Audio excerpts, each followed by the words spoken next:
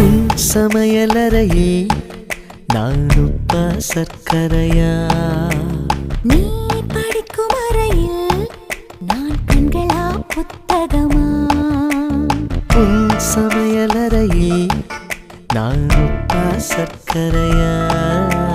நீ படிக்கும் அறையில் நான் கண்களா புத்தகமா?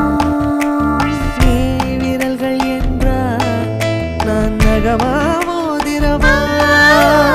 நீ இதழ்கள் என்றால் நான் முத்தமா புன்னகையா? நீ அழகு என்றால் நான் கவியா ஓவியனா?